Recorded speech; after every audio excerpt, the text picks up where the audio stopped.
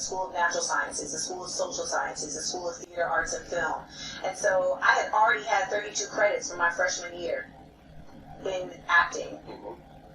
But all I cared about was learning about Black history because I had never been taught it. Like, you know, I mean, you learn about But within my core classes, I got to take Harlem Renaissance. I got to take, you know, African American women writers. I got to take, you know, African American History 101, and you're just like, you feel like you have been doing a deep dive. Yeah. Deep but you dive. feel like you've been betrayed. Yeah. Okay, so the thing is that she said, one, feelings. So she was in her feelings when she was talking about this. And two, she was thinking, okay, I'm going to create something that's never been created. So she pulled it out of the ethers, right? So pulling things out of the ethers to create something new, to intuit a plan. So her thing was to codify or make it so that hip hop and rap, an academic or a culture or a standard, you have to have a level of authority. How do you have a level of authority? Just how she's doing now. She creates it. She establishes her degree. She writes some books on that. And thus you establish what is or isn't authentic. So if you guys like what you're hearing right now, go ahead and hit that like and share button. Go ahead, hit the like and share. Also, give me a thumbs up or follow me. 10 seconds, but I didn't want the video to freeze. Conversation before the show. And you know, the 48 laws of power is because of their own blind spots. And I'm a very, very emotionally intelligent person, and so a lot of times I end up having to do the emotional labor for other people to get us through. Right. It's exhausting. It's exhausting. Can I ask you this? Okay, so with this one, is 2 archetypes she's exhibiting, but you had to kind of look at the other clues. Creating something from nothing. Creating, being artistic. Doing it as a blueprint of what is an authority to use for later generations.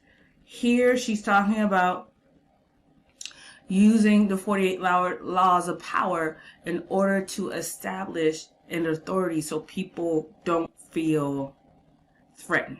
So she's switching her place from being a front figure to being behind the scenes as authority. Be like, hey, you know, you are actually the queen. This is actually your show. You're the greatest. Let's go forth and do great. Let me know how I can help you and how I can serve you.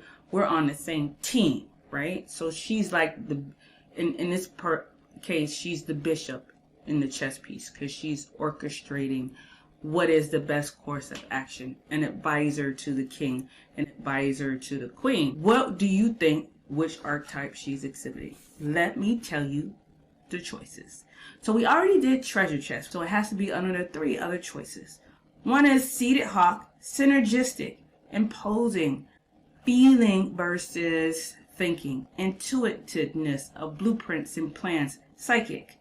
Number 2 is moon, nurturing, caring, generous, giving, and just an unconditional love of giving and giving and giving and giving without losing of herself, able to regenerate things so that she can constantly give without depleting herself. That's her moon. That's the mother. Then you have the elegant rose or the siren, the Oshun. I like to say the Oshun because that's what most people know. Aphrodite, the sensual, the sexual. The when she walks in the room, she's alluring, she's attractive, she's a pleasing to look upon. She also is very artistic. Music, she sings music, artist, dance, anything that has to do with joy and the higher pleasures of life. The foundation, it's not flight or flight, but it's like the basic needs are met. Then you have time for disposable energy, which is where elegant rose comes. So what do you think she's mentioning right there? I'll give you a second to guess. Okay, so if you guessed seated hawk, you guessed the right answer. Go ahead and spread your hands, fingers up wide, lift it up to the sky, and give yourself a high five because you guessed the right answer. So these traits are traits we all have. I have them, you have them. Every woman has them dating back 10,000 years.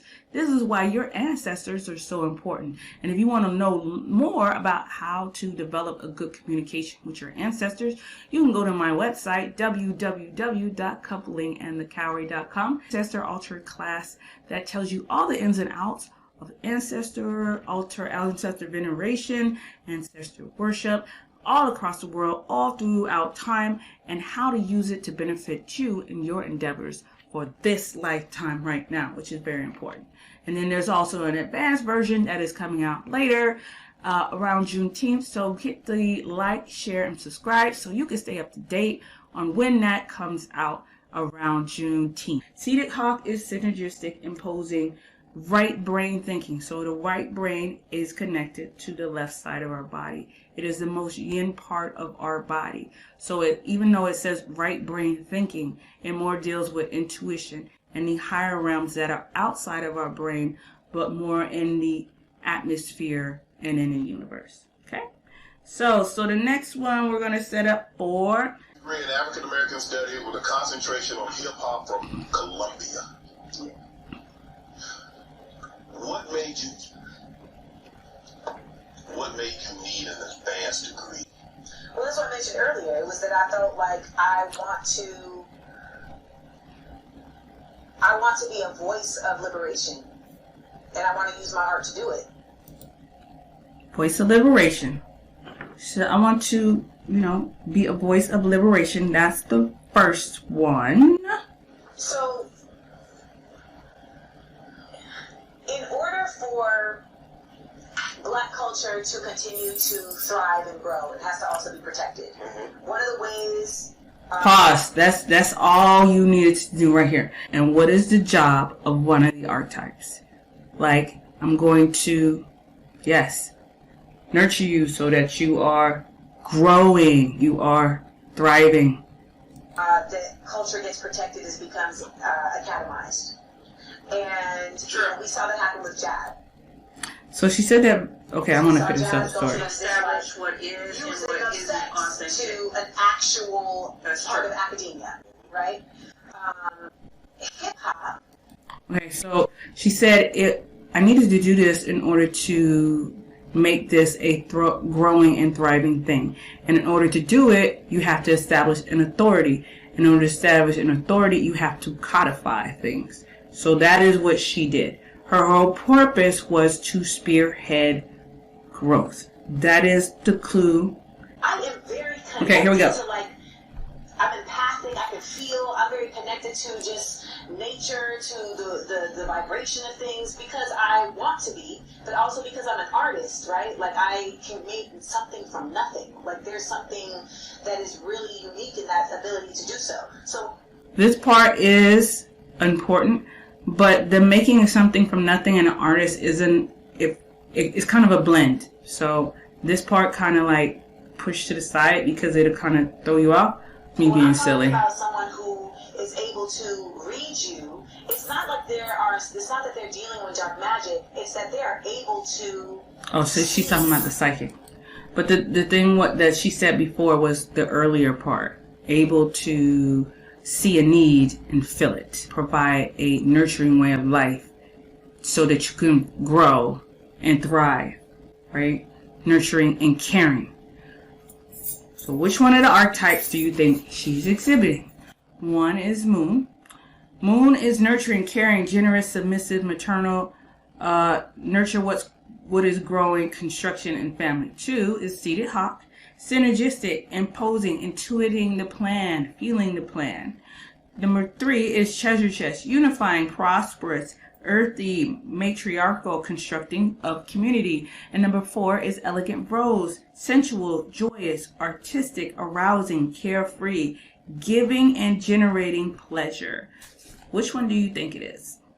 All right, so if you have guessed it as the Moon, you are correct.